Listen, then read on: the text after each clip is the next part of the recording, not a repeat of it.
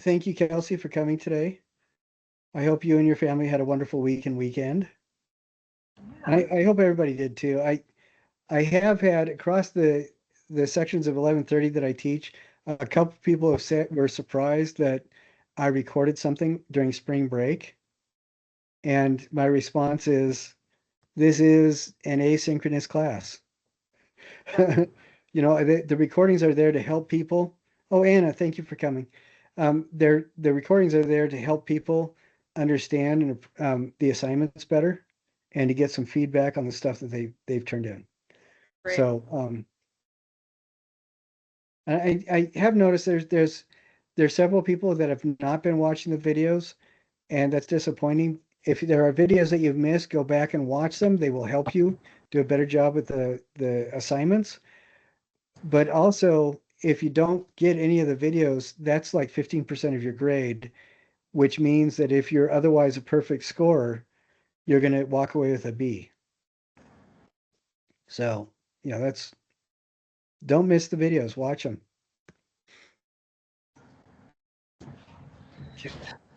Now, today, what we are going to do is I want to talk a little bit about the paper mache. I want to reiterate to people, and I did change some of the due dates. If you guys notice that due dates seem a little close together, remind me so I can change them. Because like the conceptual stuff should not be due until next Sunday. And people have in other classes they've complained, well, you're overlapping the paper mache. Well, yeah, the paper mache is going to take you like 3 or 4 hours. That's it. But it's a necessary part of the process. So do that, get it out of the way while you're thinking about the conceptual stuff. You know, that's how you work it. I did everything that's been turned in has been graded, with the exception of the texture and color cubes, and we'll talk about those today as well. So what I want to do is start off with talking about paper mache and the foam stuff. Then I'm going to go into color and texture cubes. We have I think the best example for this that I've seen in a long time came from this section just this last week. So we'll look at some. And I used to just show you my view, but I've been trying to take the images out of context so you guys don't see any personal information. I don't think that's going to be bad for our class. That I mean, we'd be if we were meeting in person, that's what we'd be doing. But because this is recorded, I've been made aware that that is not like the best way to do things. So, um, this is recorded, and so I've tried to get the personally identifiable information off wherever I can.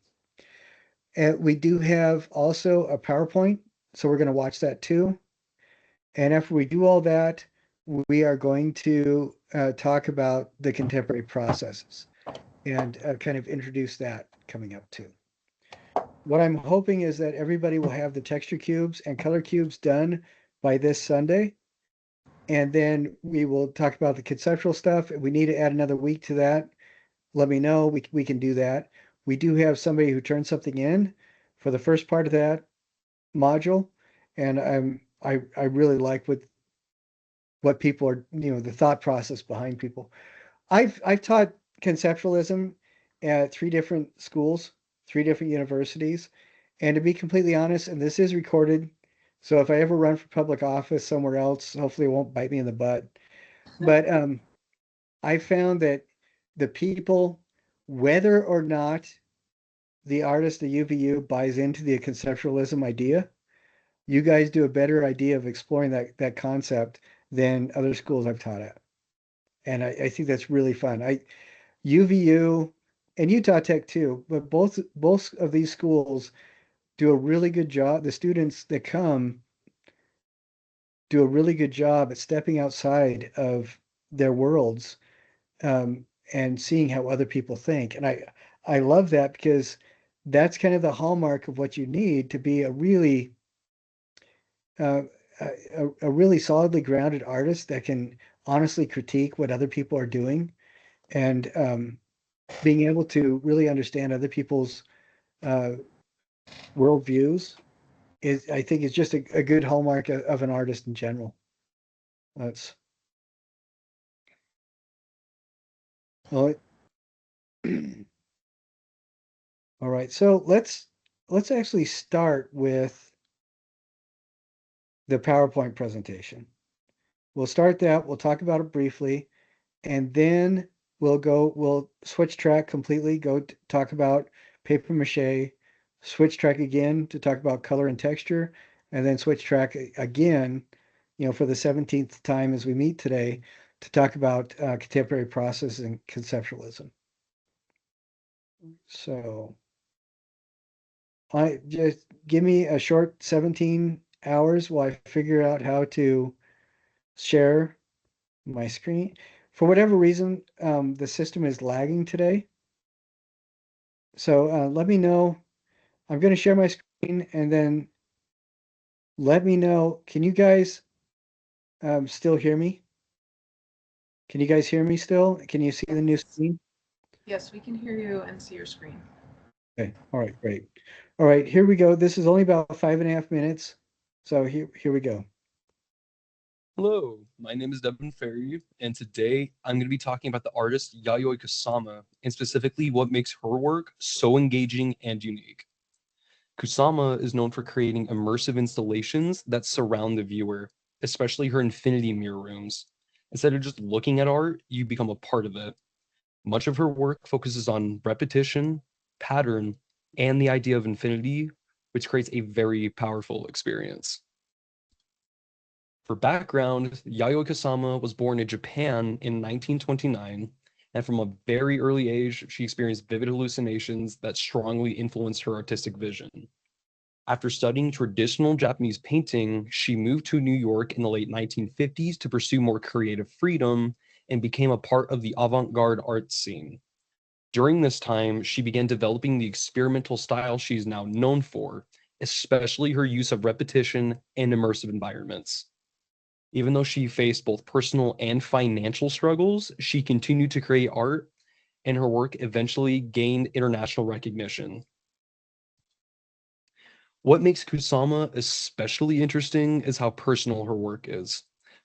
Like I said, from a very young age, she experienced these hallucinations, and she would see patterns, dots, and forms spread across everything around her.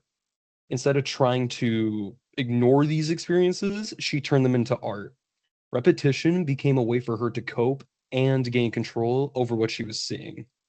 This is where a lot of her signature style comes from, especially the polka dots and the repeated forms.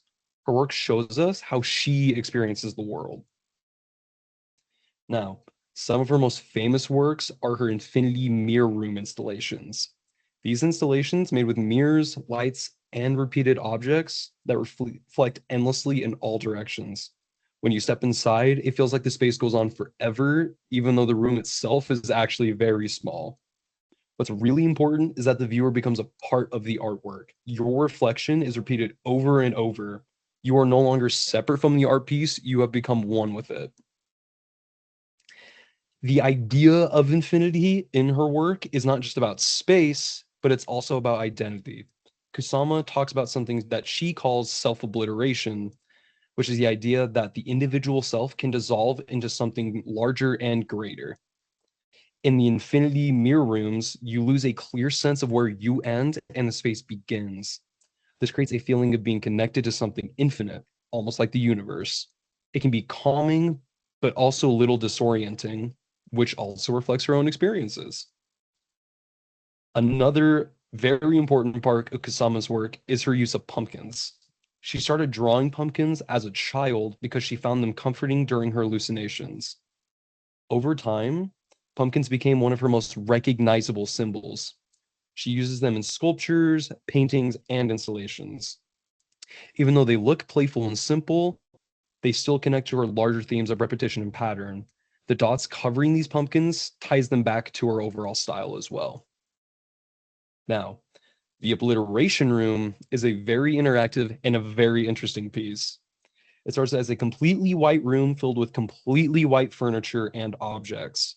Then, when visitors come in, they're invited to place colorful dots and stickers all over the walls, all over the furniture, and everything. Over time, the room becomes completely covered in these stickers and these colors and this pattern. And what's important here is that the audience becomes a part of the creative process. Instead of just observing the installations, they're actively transforming the installation and the space around them. This also connects to our idea of self-obliteration, where individual actions combine into something larger, shared, and greater. Now, in her accumulation series, Kusama takes everyday objects like chairs or furniture and covers them in repeated organic forms. These forms often look soft, phallic, and appear to be growing out of the surface of the furniture, which makes the objects feel strange, alien, and unfamiliar. This work is more intense and personal to Kusama as it relates to her fears and discomforts in childhood trauma, especially around the human body and sexuality. By repeating these forms over and over, she's transforming this fear into something she can control and express both artistically and therapeutically. Now, why does her work matter? What I find most interesting about Kusama's work is how it combines something very personal with something universal. Even though her art comes from her own experiences, it creates environments that anyone can step into and emotionally feel. Her work stands out because it's not just something you look at, it's something you experience physically and emotionally. I think that's what makes her work so powerful. It makes people think about space, identity, and their place in the world in a way that feels immersive. And this is my work cited. Thank you. I really, well, I won't tell you what I think about it yet. What did you guys think about that?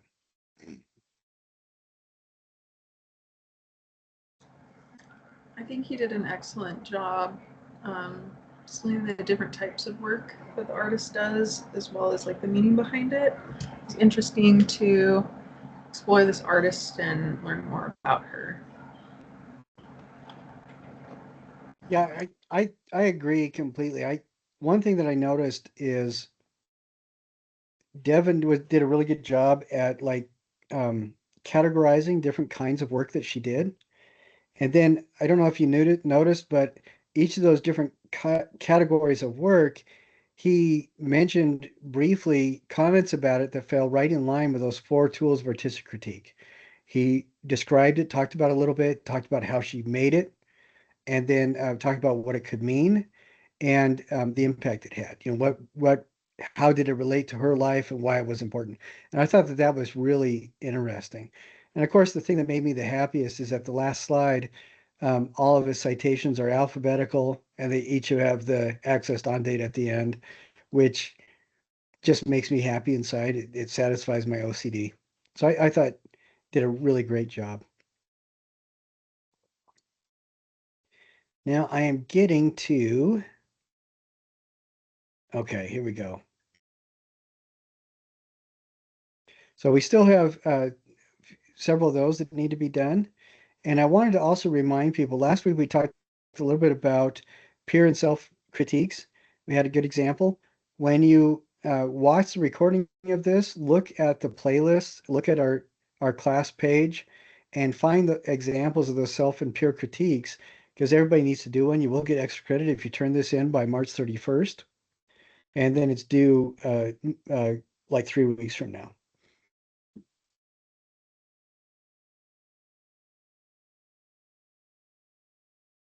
Okay. Now, this, I'm going to be talking about both of these. These are kind of overlapping. Like I said, paper mache should only take you about 3 or 4 hours. And I wanted to talk about the paper mache more completely.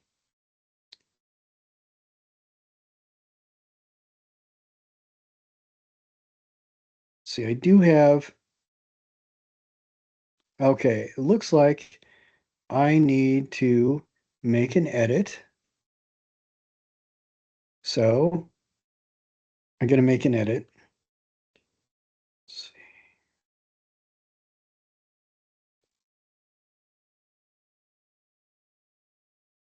see. And I'm finding this. Okay.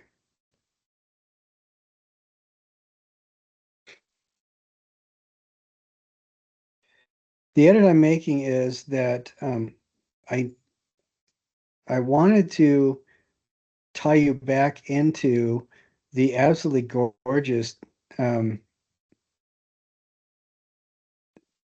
example I gave.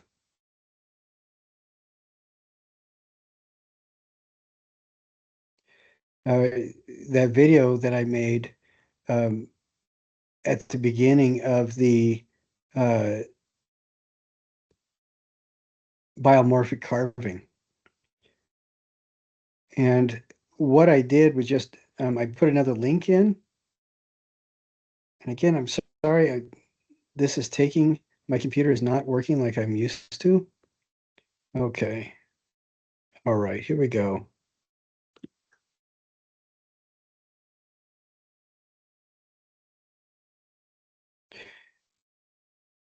Okay. All right, now this right here includes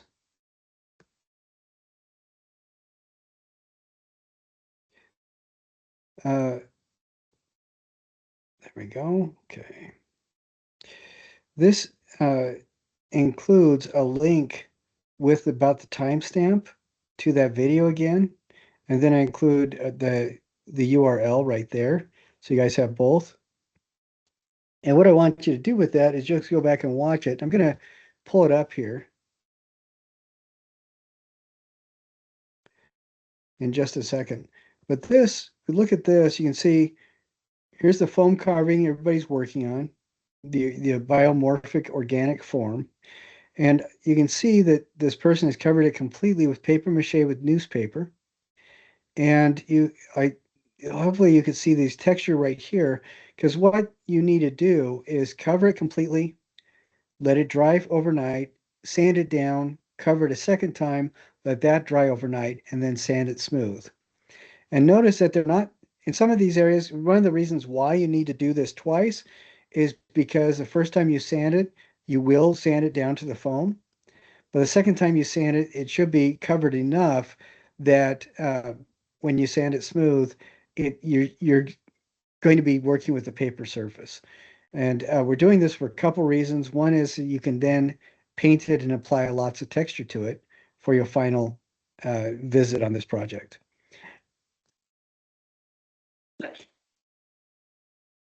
Now, as we watch this video, I, I said the timestamp is about 54 minutes.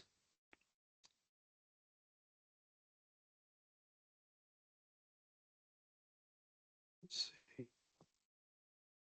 I'm leaning so I can. Okay, here we go. I'm going to. Right. Now I'm mixing the paper mache stuff in this, and I talk it through, so listen to it while you watch it, while you're enthralled, pop some popcorn, whatever, get some snacks. And everybody in their kit should have like a Tupperware type container, Gladware container, with a bag of flour and a bag of glue. And what you'll do is pour about half the flour into your Tupperware container, pour about half the glue into your Tupperware container, and put about the same amount of water as the glue into your container. Maybe a little bit more, maybe it'll need to be a little bit thinner than that. So it's 1 part glue, 1 part water, and half the flour that you got. This is not an exact recipe. It doesn't have to be. What you're doing is basically mixing it so that you're making paper mache, and it will work. Sometimes the glue is going to be white, sometimes it's going to be yellow. I prefer the Elmer's glue, the Elmer's wood glue. I think that's about the best one. Gorilla glue seems to, I mean, that works really well too. So both of those are going to be good. But there's a couple of important things to remember as you're doing this.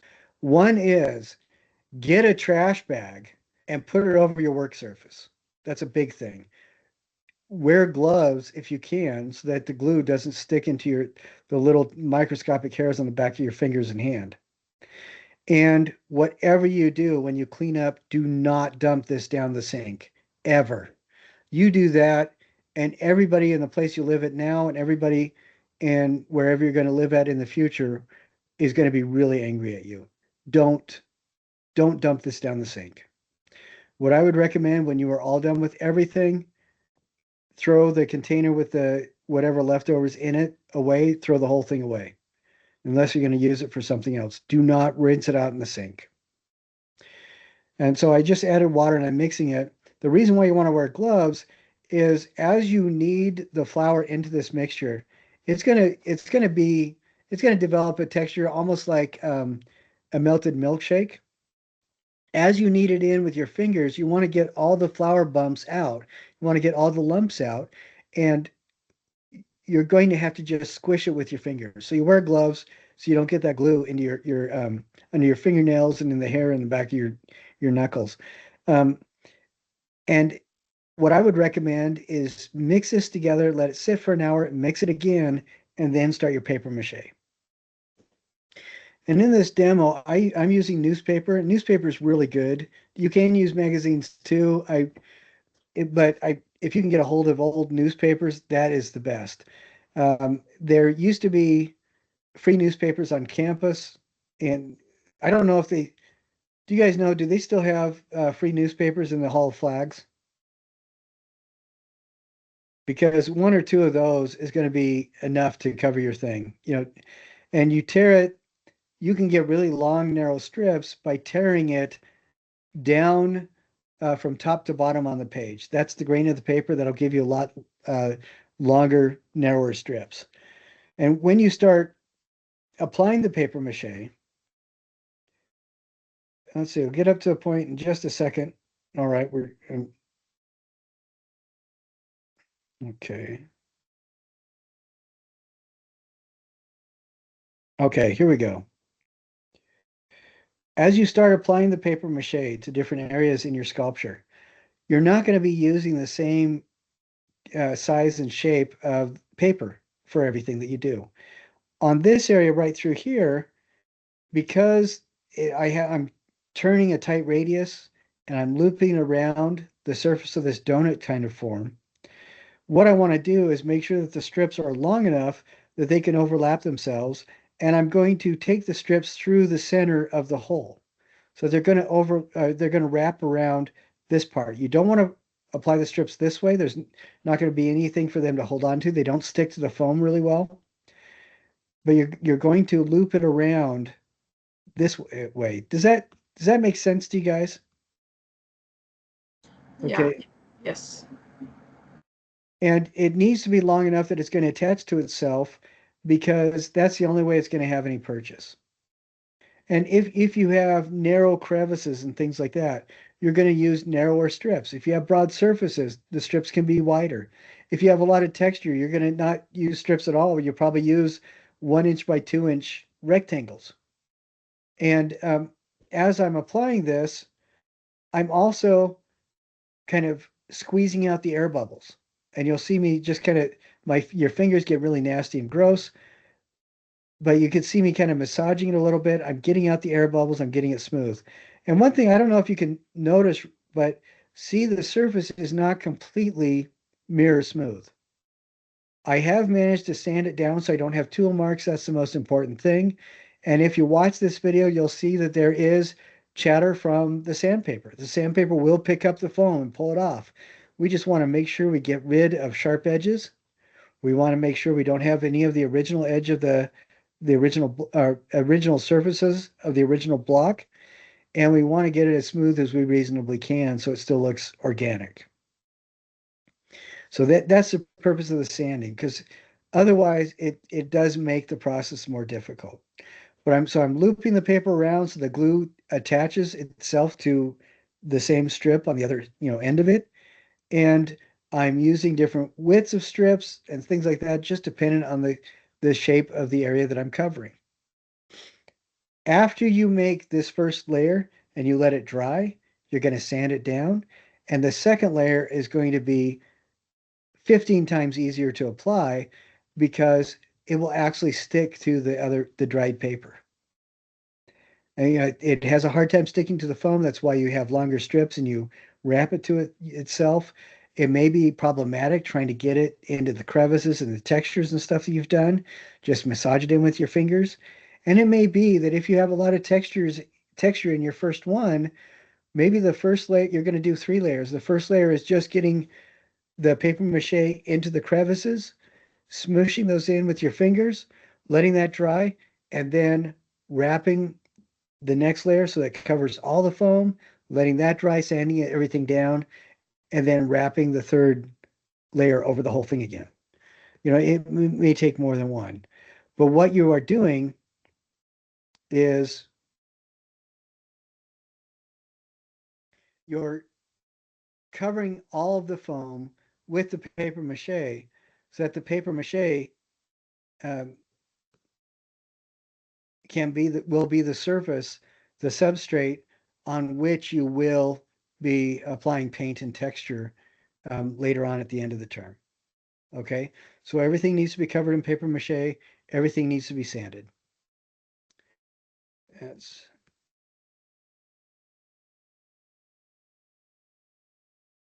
I'm sharing this again just to kind of walk through it. All right, here we go. And you can see this form, yes, it did fit into that block that everybody had. And it was just kind of creative on how he carved it out. And you can see that he sanded, there's a couple layers of paper mache and they are sanded. And you can see on some of this that there is, like, here's skinnier strips and wider strips. And you should be good with like one section of a newspaper should be enough to do this, which is, I think, like 6 or 8 full-size pages. You tear it into strips and chunks, and it'll be good to do this. And then this, I talk about it a little bit more, and here's another link to that demonstration. And again, it's at the 54-minute mark, which I say in the previous area. And then when you submit this, you're going to submit your work log. And like I said, it's going to be just a couple hours. Before the assignment itself, what you are submitting are images. I want you to take 3 photos of your work, if at all possible. One of them before you are finished, like one of the ones that you submitted for your carving, when you submitted just the foam carving, and then one from each of 2 different angles when you're all done. So if you remember this previous thing, he's taken one photo of it on one side, and then this is it flipped over so you can see the other side. And that is absolutely fine. That's what we want. So any questions about the paper mache? No. Well, I guess so. The first time we sand it down, and you said we're basically going to the foam. Is that just to fill in the No, crevices? I'm sorry. I didn't mean to say you're basically going to the foam. That's not it. You Oh, will go to the foam in some areas, oh, but but not the and you'll whole. see a little pink going through, but you're not going down to the foam. Not at all. Thought I said I'm something. really glad you asked that, because Because what you're going to be massaging the paper in, and the paper and the glue will fill in a lot of those uh, gross areas where the right, sandpaper picked up the foam, yeah, and you sand it down to get all the extraneous wrinkles out huh, and to smooth it out. And there may be some areas where you'll see the foam, but you're not sanding it down to the foam. okay. So I'm glad you asked that. Thank you very much.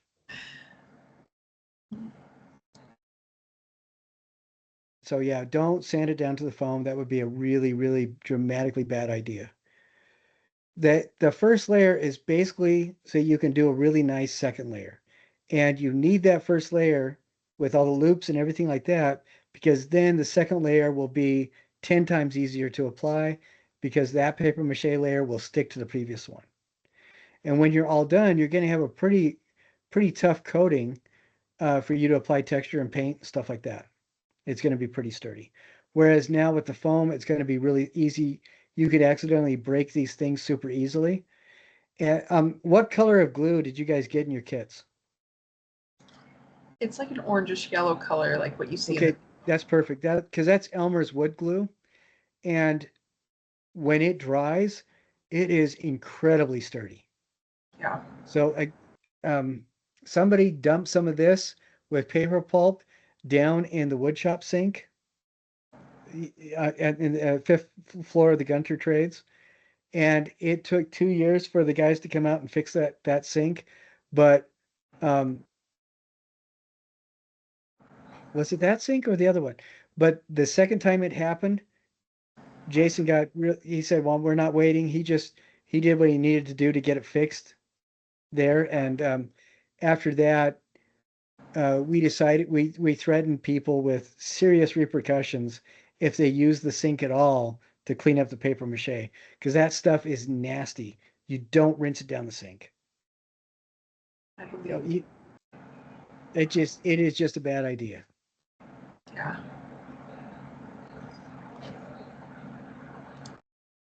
All right. So what was the other thing I was going to talk about next? Oh yeah, texture and tiles.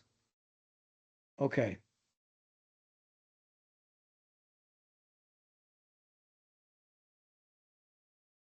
Okay, so give me just a second to tee this up.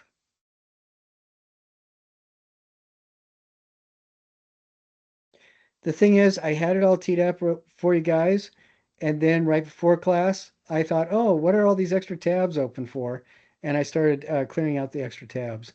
And that wasn't the smartest thing I've ever done in the history of smart things. Okay. Okay, here we go. Anna, are you doing okay? Can you hear everything just fine? Okay, excellent. Great. Okay, so this is the next assignment.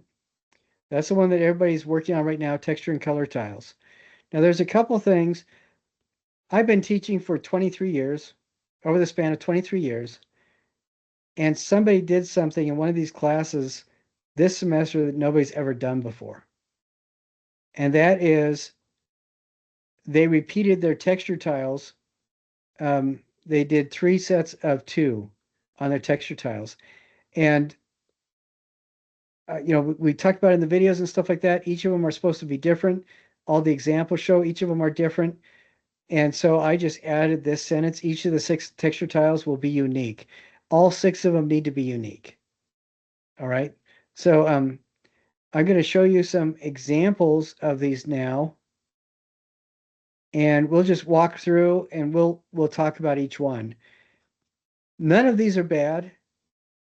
And I think you guys noticed that the grade that you actually got from your foam carving or whatever it was better than what I talked about in class, because in class, I'm trying to pick out the things that are inconsistent with the assignment and what we are expecting to see.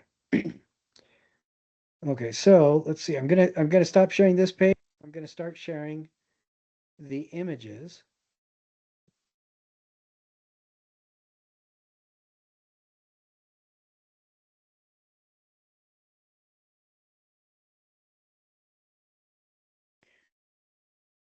Okay. All right, great. And Kelsey, I'll just let you know right now that your face is very active, and I can always tell whether or not your speaker is on. I can tell if the computer's frozen up because your eyes stop moving. And so I use you to make sure that my computer's working. I'm glad I could help. Hey, thank you. All right. So everybody, hopefully you can see this. With the color cubes, you need to pick 3 different color schemes, and that's complementary, monochromatic, achromatic, tetradic. Those are color schemes. And you need to use those 3 color schemes 2 times each. So the 6 faces will each be unique. 2 of the faces, you're going to use the same color scheme with different sets of color, but that gives you all 6 faces. And then with the textures, each one is going to be a different texture. This person chose to spray paint the whole thing, which I think is really interesting. I like that because it really makes the texture pop out. But This one, these two textures are the same. And when we see the other next photo, you'll see that they picked 3 different textures and visited each face twice, each of the 3 textures twice. That's the first time that's happened in 23 years. So I hope everybody understands all 6 faces need to be unique. Now, on this, I really like the subtlety of this. I like the dramatic design, but there's one of these 3 faces that doesn't fit the assignment. Which of those 3 faces doesn't fit the assignment and why? Is it the lower right one with the diamond in the middle? Nope, that one is okay.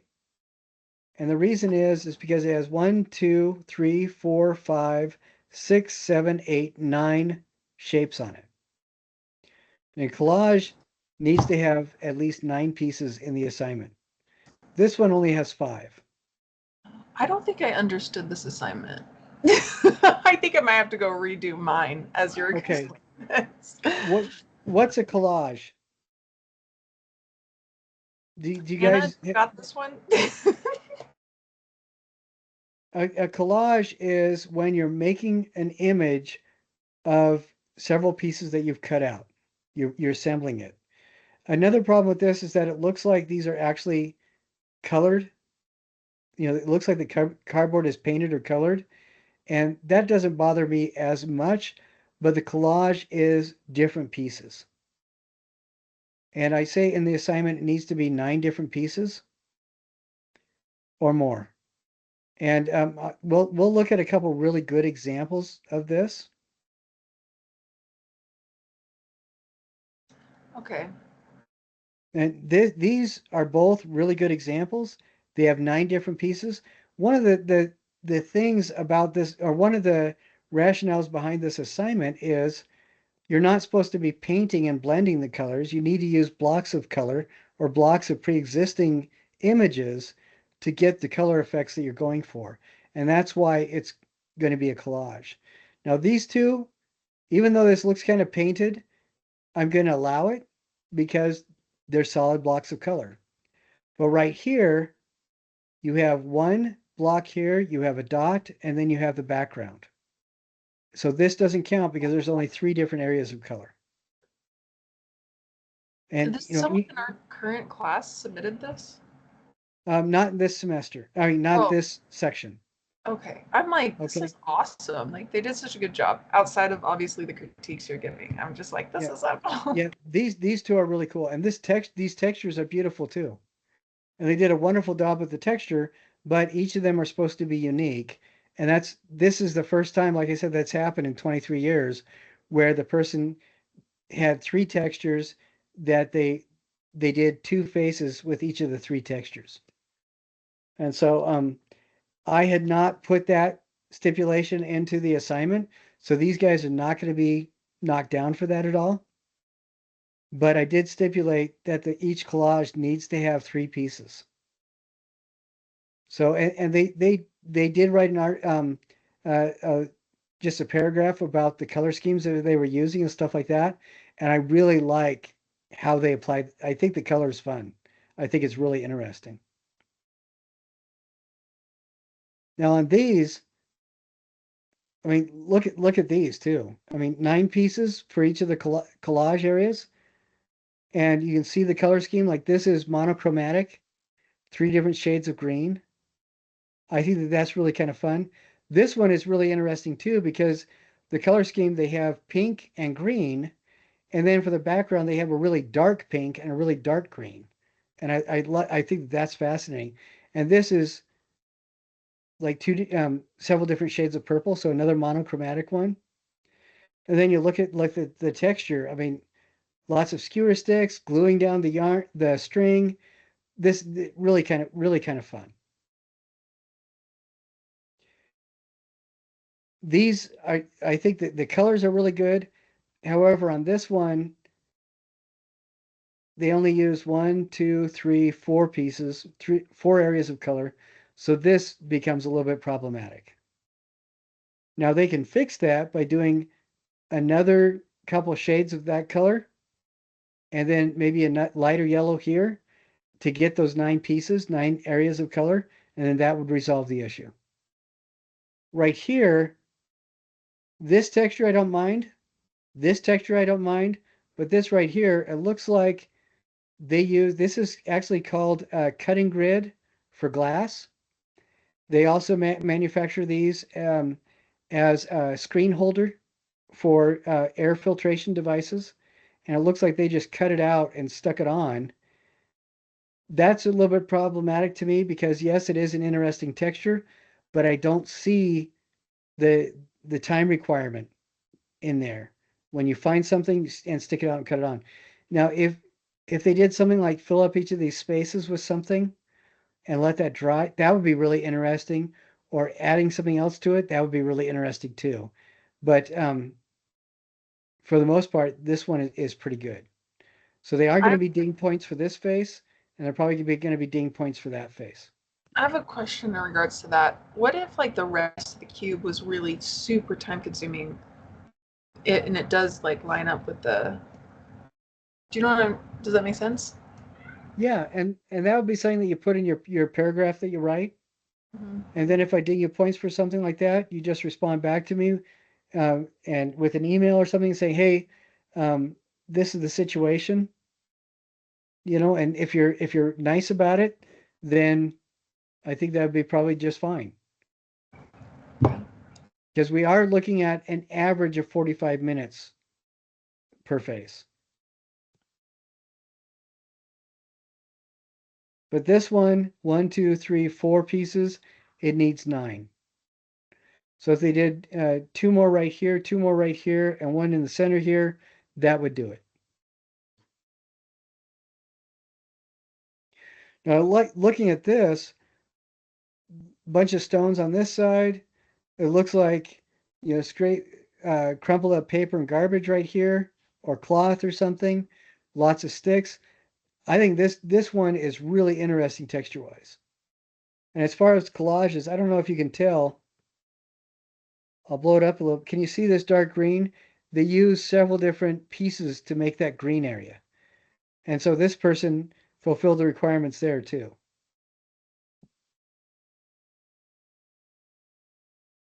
And I think this is really interesting. This reminds me of that. This is a 4-color sentence in your quiz, and I like it. Looks like really interesting textures right here.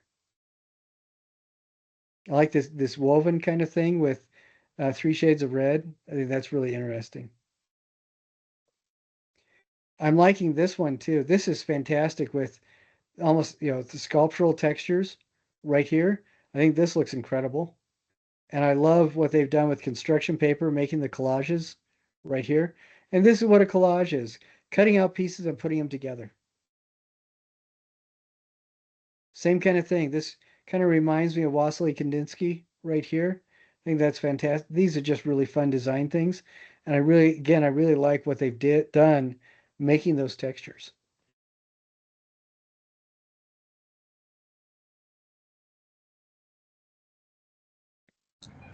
Hey, Professor. I just submitted mine minutes before this call, and I was wondering if you could look at it. Okay. I can. Is it okay if we have your name on it? Yeah, that's fine. Okay. Because now I'm worried.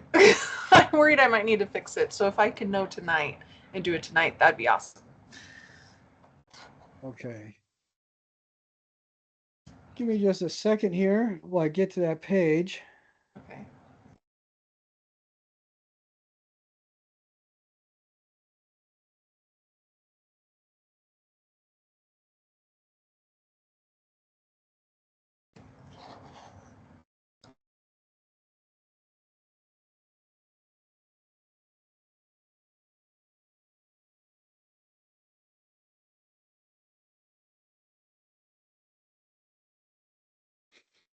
Okay.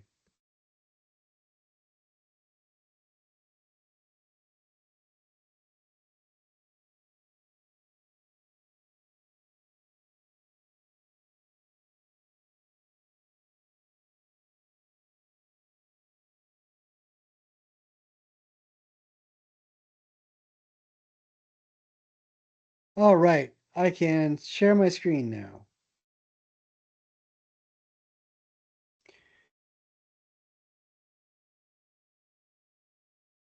All right, so this is the first one. Looks like pipe cleaners twisted around for this. Lots and lots of beads right here. Lots and lots of buttons. I don't think that's a problem with any of those textures. This would be something too that it would be interesting just to spray paint this whole thing, make it one color. So just a little bit of the color comes through. That would be interesting too. But then we look on here. It looks like these collages are okay. I don't think is there enough pieces? Well, it needs 9 pieces. How many pieces do you have right here? There's only 8 on the green and red one. Okay, then stick another piece of red on it or something. Okay.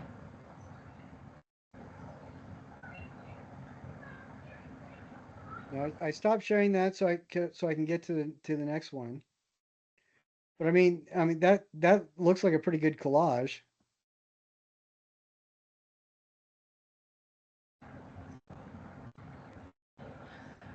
Oh no. Oh, this is terrible. What? I'll show everybody. This is just I have one of my sons-in-law would think this was sacrilegious.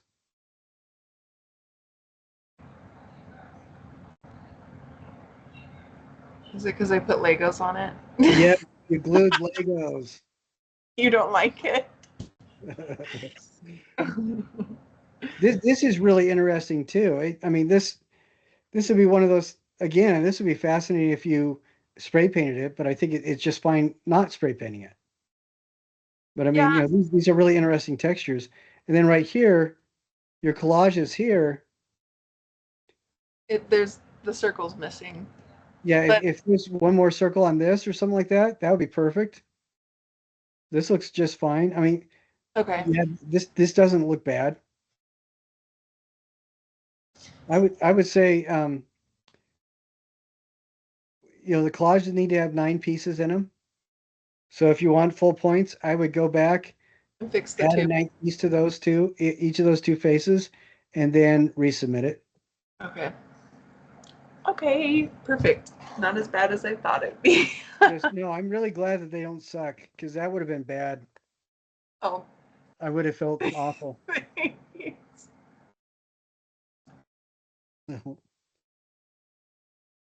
Okay, we're going to talk a little bit about, let's see. Sorry, I'm trying to get back to something else. Now, Anna, do you have any questions about this assignment?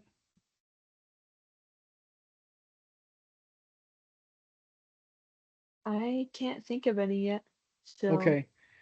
But is this making sense to you, talking about the paper mache, texture and color cubes? Are these pretty clear as to what we're doing? Uh-huh. Okay, excellent. Now, I did want to warn people about the paper mache. Everything is graded. Everything is done right now. As soon as you turn in, if you have to rework or resand or anything like that, get it taken care of, resubmit it, and then if I don't grade it right away, email me. And I need to do that for you before you start applying the paper mache. Because I have had a couple of students that um, they carve it, take a photo, apply the paper mache, take a photo right away, because they think they're getting a jump on it, and their final piece is not working because they didn't do the sanding, they didn't do these other things that we're talking about. And everything is graded right now. I just want everybody to make sure that they go through that process, sand if you need to sand it down, and take care of those kinds of things so that you can have your object all ready to paper mache and have it work out for you. So if this weekend did not work out like I had planned, but I did get everything graded. So we did get that taken care of.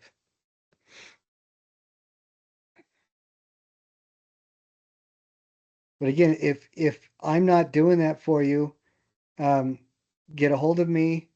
Email me, text me if you need to, so I can make sure and grade that for you, so you know you're all ready to go. All right. Okay, now next I'm going to talk about something. I really like this module because you guys come up with the wackiest stuff.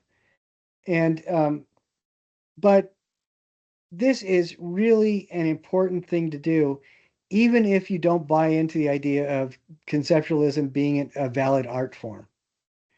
And I have had people that felt very strongly about conceptualism and how much of a waste of time it was. And I like this YouTube. He talks about conceptualism and specifically 1 and 3 chairs in this video. And this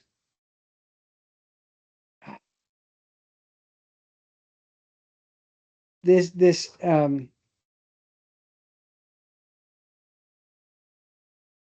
this website that I'm sending you guys to is not sending you to the correct link. Even though the link as I have labeled it is supposed to be for Joseph Kosuth and 1 and 3 chairs, this website is not sending you to that link. So let me change this really quick.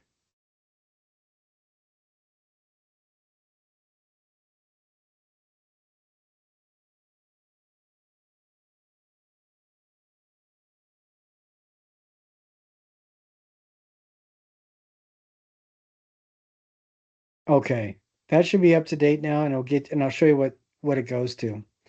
But as you go through this, I want you to watch all the videos, go to the different things, and we'll look at a couple of the things. But it's really important to get this idea. Whether or not you buy into it will have no effect on your grade whatsoever. But it is important that you're able to talk intelligently about it, whether or not you like it. And that's true. If you're an artist, you need to be able to at least be able to talk about with intelligence every major art movement that people are familiar with, just because that demonstrates, first, it demonstrates your education and your ability as an artist, but it also, the more that we can start approaching other people's worldviews, the more that we can articulate other perspectives, the more we're able to articulate better our own unique perspectives. Art is about communicating, and the better we can communicate by understanding other people, whether or not we like it, the better communicators we ourselves become. Okay, do you guys remember Allegory of the Cave? Everybody watch that video? Yes. Okay. What does it basically talk about? And I don't want you to rehash the Allegory of the Cave so much as what is it talking about overall? Things aren't as they appear. Excellent. Very good. Nice. Plato is talking about what he's asking the question, what is reality, in a story format, essentially. And he's asking us to consider the fact that, just like Kelsey said, things are not as they appear. And that is always true. We don't always have all the full context. And we may have the great majority of the context, and we may have a pretty good understanding of what's going on, but we never know absolutely everything about everything. And I like the fact, if we can keep in mind there's a little bit of doubt there, but I also like the part of the allegory that I like too is the consideration that maybe there are other levels of thinking. And I think Plato's pretty clear that he considers those other layers of thinking as higher orders of thinking. And I think it's also pretty non too gently suggested that he's an enlightened person that has seen the sun. And he's coming back and all of us live in chains, detached to the cave. But I love that idea that there are other ways of thinking. Cy Twombly is a writer that I really like. And one of the things that they talk about is just being aware, the fish being aware of the water the fish swims in. Another guy that I really like is Wassily Kandinsky. In his Spirituality and Art, excellent book, Dover publication. It's under $12, I think. Buy it, read it twice. But he talks about being aware, being self-aware of the culture. You know, that's one of the artist's responsibility, being self-aware. And this is what conceptualism deals with. These are the kinds of ideas that conceptualism deals with. Last week I talked about how every other project we do is essentially we're building a physical thing as the end product. We're using tools to help us build something. With conceptual art, the tools that we're using are the products we built. And the end object, the end subject, is not necessarily a physical thing. That's not what it's intended to be.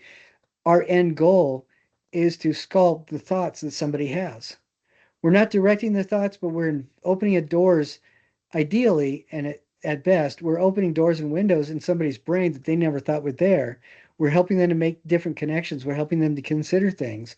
We're not telling them how to think, but we're inviting them to kind of explore a new vocabulary of thinking, perhaps, or see things in different relationships, consider different contexts. So when we look at this is called 1 in 3 chairs, and I have a couple different pictures of it in this module. What it is, Joseph Kosuth actually wrote directions for how the gallery or the museum was to put this display together. And the art piece, his tool, are those directions. The tool is the gallery or the museum following those directions and setting this up. Or sometimes Joseph Kosuth would set this up himself too. Those were all the tools. And then when people come to see this and respond to us, tell us it's a waste of time or think about it, all those kinds of things, that's the actual art. The art is going on behind the person's eyes. So where are the 3 chairs? And this right here is a definition of a chair. This is a wooden folding chair set up against the gallery wall. And this is a full-size black and white documentary photo of this exact same chair. And you can see there's a little light spot on the wood there, a little light spot on the wood there. It's important for each of these exhibits, even if this chair is different, that this be a photo of the wooden chair. So what are the 3 chairs that we see here?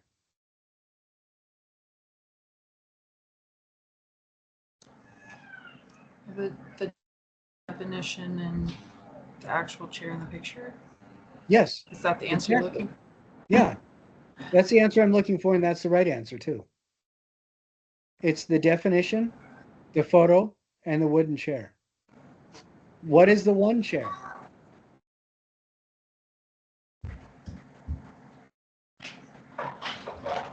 The physical one that someone could sit in? Yeah, but the interesting thing is that's only one possible answer. You're absolutely right, but that's not the full answer. And that's what I think he did a whole series of these that I think are just fascinating. Yes, the physical chair. We know that's a physical chair. We can see it's a physical chair. But is it a physical chair to you? Or me? Or Anna? Or anybody watching it, looking at this image? Is this a physical chair? No, it's still just an image of a chair. As we encounter this thing itself, we're not encountering a real chair. All we're seeing is an image of a chair, an image of an image of a chair, and an image of a definition of a chair. Yeah. But I can't see what he's trying to do. I like it. well, and so the one chair may not be a physical chair at all. Maybe it's we're approaching this and we realize, oh yeah, we recognize this as a chair. And that ties directly into allegory of the cave and the realm of the ideal or the realm of the real that Plato's talking about, that somehow as human beings, our superconscious or our subconscious or what our unconscious, whatever you want to relate to it as, somehow we understand as we mature what a chair is. And everything we encounter on some level, we navigate that thing that we encounter by its relationship to whether or not it fits our relationship to this ideal chair idea. And so maybe the one chair is something that just exists as an idea in your own mind, how you think about chair. Or maybe the one chair, this, even if you were in the gallery of the museum, this isn't a real chair because you can't ever use it. Maybe a real chair can only be complete as a chair if you're able to sit on it. And you will definitely get in a lot of trouble trying to sit on a chair in a museum that's part of a display. Don't do it. I don't recommend it. No, but so this is fascinating because he's not just asking us to consider what a chair is, but he's also engaging us in a numinous conversation about what is reality. Is something only real if I interact with it? Is it real if it's somebody else's idea? How real is that idea that somebody else has? I know that this is a photo of a real chair, but how useful is it? Does it have any practical value at all? And if I can't sit in this chair, does it fulfill its purpose as a chair? Even though this is a definition, I know that this describes a chair. How useful is that? Does it help at all? And these are all ideas. I asked all those as yes or no questions, but they are not yes or no questions.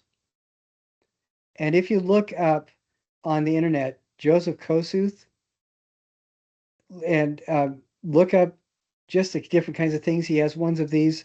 He has things about tables and clocks and all sorts of other stuff that are really fascinating. And they're inviting you to address those same kind of questions. Like with the clocks, he has a series of identical clocks, definition on one end, photo on the other end, but the clocks, one is frozen at the time that's photographed, others are set to different time zones. And you start wondering, well, what makes a clock a clock? How useful is a clock? Is time a construct? All these kinds of questions. He invites you to engage with his work by building an environment where you're kind of interested to start asking these questions of yourself. And if more than one person are at the exhibit, it's and if you ever go to an exhibit like this that has conceptual art, it's a lot of fun if somebody else is quietly looking at it to start asking them questions about it, see what they think. Because then you guys really quickly can go into really fascinating conversations. But this kind of art is fascinating to me because you're dealing directly with pretty deep questions sometimes. And sometimes you're asked to engage with emotions that you didn't know would be related to any of this kind of an experience. And the best conceptual art is stuff that does not ever answer the question, and it doesn't use a laser pointer to direct your thinking. It creates an environment in which those kind of self-reflective questions become interesting for you to pursue in your own imagination. So yeah, when the conceptual art is too pointed, I think it's kind of a waste of time, because you should be having a conversation, and you should be having a conversation at the very best with the ghost of the person that made this. Now, of course, I'm not talking about the literal ghost. I'm talking about we create avatars of people that build things, and we make assumptions about them, and it's kind of fun to engage with this kind of art, to just imagine ourselves having a conversation with this imaginal artist. What did you really think about? What were you thinking about when you created this? Am I right in thinking this? Am I wrong in thinking this? And just see what that imagination avatar of the imaginal artist says to you. So here's we talk about Plato's allegory of the cave again. Definitely watch that video again and start asking yourselves questions about this. But I love this video. Watch this video specifically because this first link right here. And again, this is Readymades and Conceptual and Art. in this module 6. This first one is Marcel Duchamp talking about what a ready-made is. And I love this because, do you guys want to guess how many ready-mades Marcel Duchamp made? And he is massively famous for these. He only made about a dozen. And a ready-made is an object that he took that was already complete. That's why it's called a ready-made. And he just changed the context.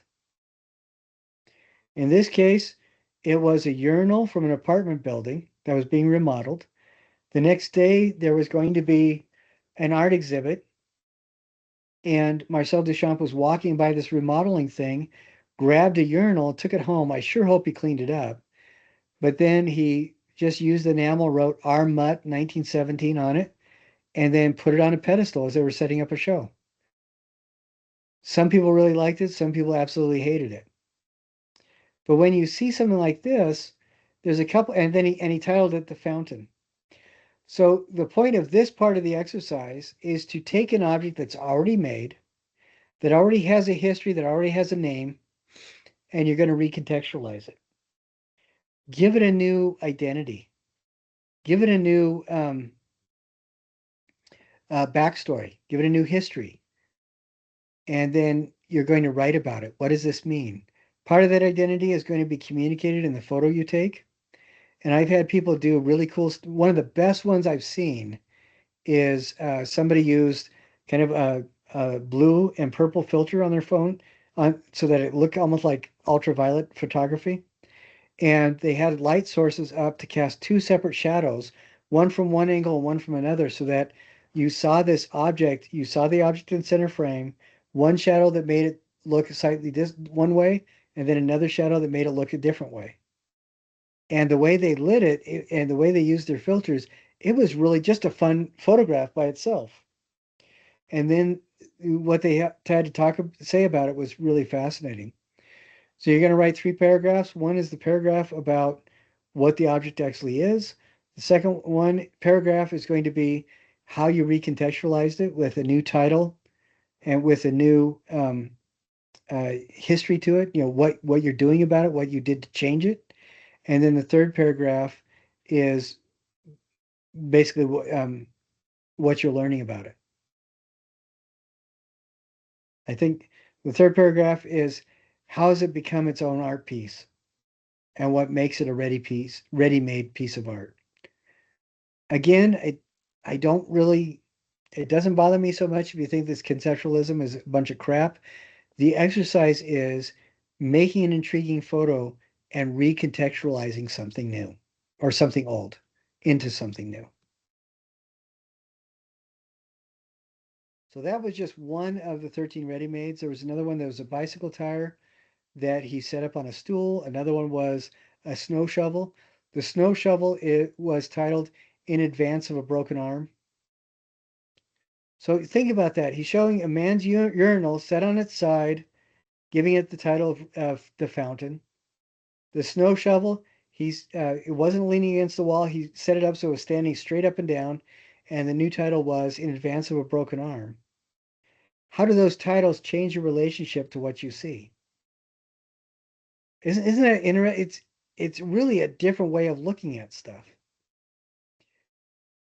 The first time I went to visit a mosque, I made friends with the imam in advance. I wanted to find out what the mosque was like. It came in. I sit with the men. I'm sitting kind of in the back out of the way, and I see these 2 and 3-year-old little boys running around. And there were only like 3 or 4 of them.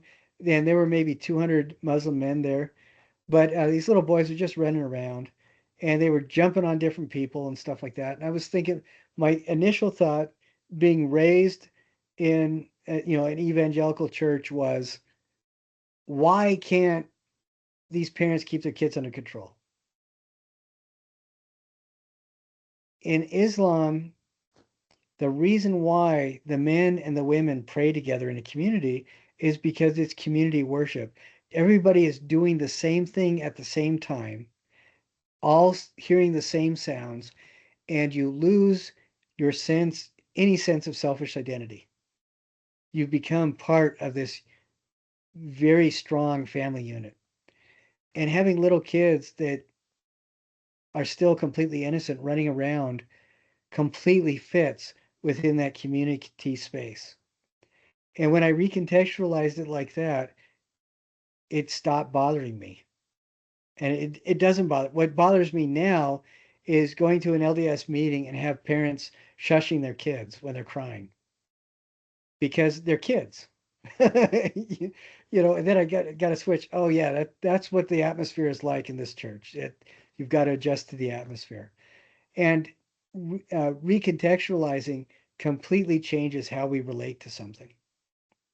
And that's true of a lot of different things. Remind me about my Bigfoot experience, one of my Bigfoot experiences, because that had everything to do with contextualizing the visual material that I saw. Anyway, and we'll talk about that another time. So I'm going to share with you this assignment. And there isn't going to be an awful lot of time involved on these things outside of your thinking. It may take you a while to think this through and write it. You can use AI to help you kind of outline stuff. Do not use AI to give you the ideas. Do not use AI to do the final writing. This needs to be you because you're the one producing the artwork. The artwork is not the thing that you found. The artwork is re-giving it the new context so we can engage with it in a completely different way. So the first paragraph, so you're going to take a really cool photo of something that is a ready-made object. Somebody else has made it, somebody else has used it. First paragraph, 3 to 5 sentences, is explain what this object originally was, the function it served, and guess at its origins. If you know the history behind it, that's even better. Second paragraph, present the new title, what you did to the object to give it the new meaning. Maybe a dramatic black and white fashion photo would be awesome. Setting it on its side when you photo it. Usually the best way to do this is to set up the photo so that it looks like a finished museum quality photo on an infinity screen, on a pedestal, something like that, and set it up in a completely different way than it's normally used. And then the third paragraph, describe how this became its own thing. And in the second paragraph, that's where you're going to be sharing the new title. And the second part, the next part of this, if you hit next on this, next part of the assignment is you're going to be posting this and you're going to be commenting on 3 other people's stuff. So so do this as soon as you can so that you have access to 3 other people that you can comment on. And then you'll be finished with this. Now I know we're almost out of time, and I want to introduce you to the second thing, which is cocooning. That's part of the contemporary process too. But I feel before we go on to there, do you guys have any questions about this recontextualizing a previously made object to make it a ready-made conceptual art piece? Is this making sense, Anna?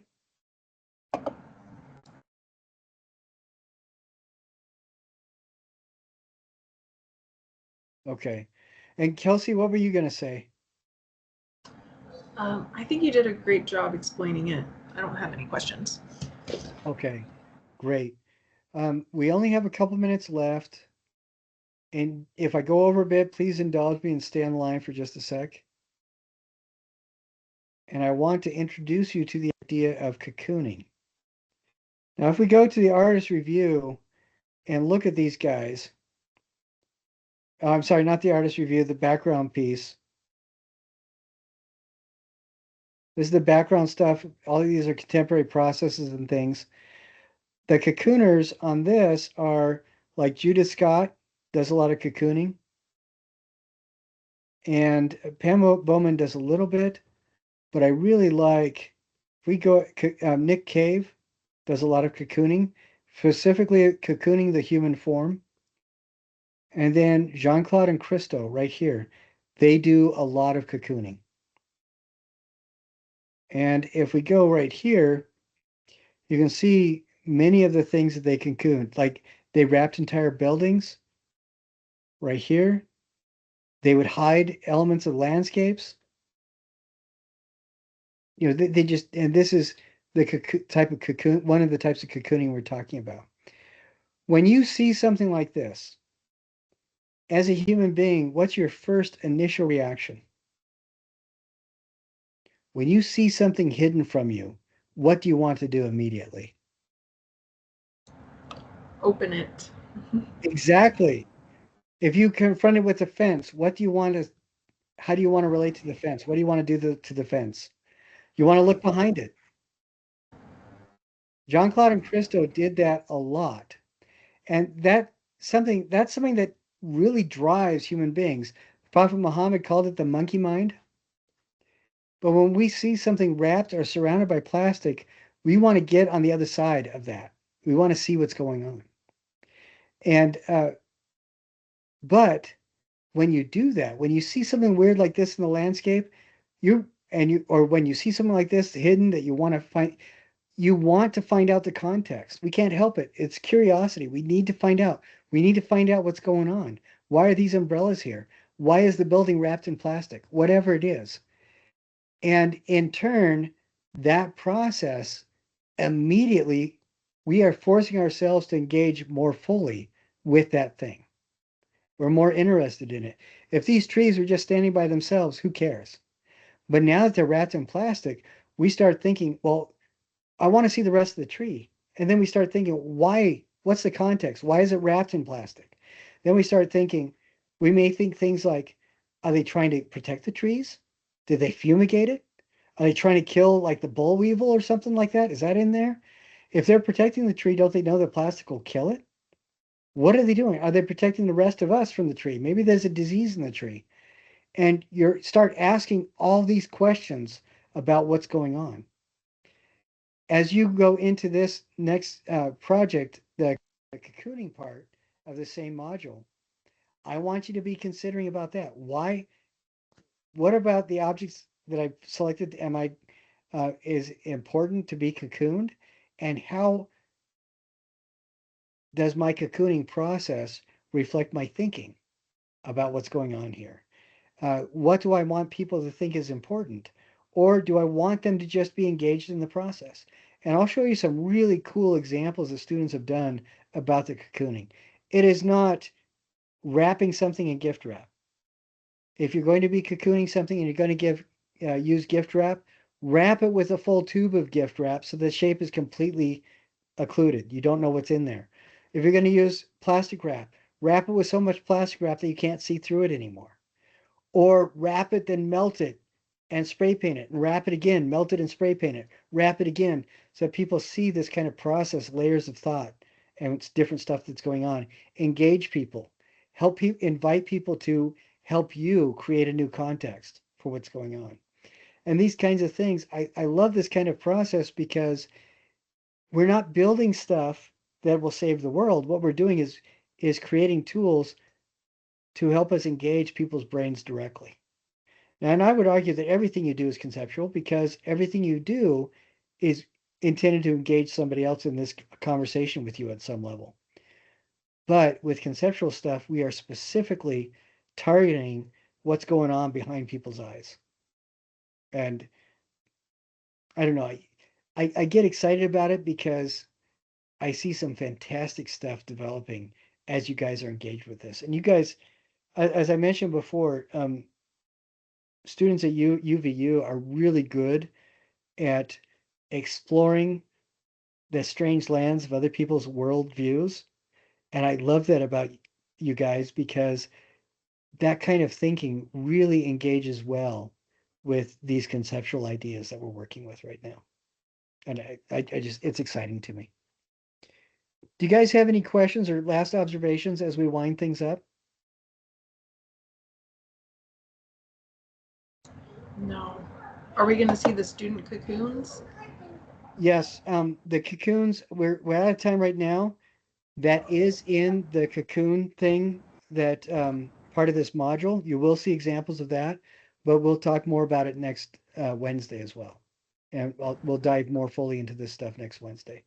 And this is something else. I know that these times are kind of tight. I've extended several things a bit. I don't have a problem doing with that. It's just design. Mostly those due dates are there to give kind of a sense of urgency. We want to get this stuff done, but we'll talk more about the cocooning next week. If everybody can get their ready-mades done this weekend, that'd be awesome, because then we'll focus on cocooning for the following week. So, and for the paper mache, remember, take a photo before you start working on it, and then take 2 photos of the paper mache. One photo each of 2 different views of it, and then and that'll be good. So you need to submit 3 different photos. All right. So if you guys don't have any questions, Anna, are you comfortable with the stuff that we talked about? Yep. Okay. All right, great. I did have a Okay. question that wasn't related I'm sorry, you to. missed the window. I said, yeah, okay. What's your question? I thought, I could text you about it, but do you want me to? No, go ahead. What's your question? So I did teach an art class today, and I was wondering, I haven't done the presentation. Um, should I switch to service learning? If you want to, if you feel that you can do it with the time and everything, go for it. Okay. What else would I have to do? Do I just write about my experience? I would go to module 7.A and start there and just look at each of those things. Like right now, I don't think any of that shows up on your to-do list. If you go back to module 7.A, change what you want to do, and then you'll see those other assignments. And if you taught, because you and I talked about this, I think like a week or two ago, about you Mhm. wanting to teach the class.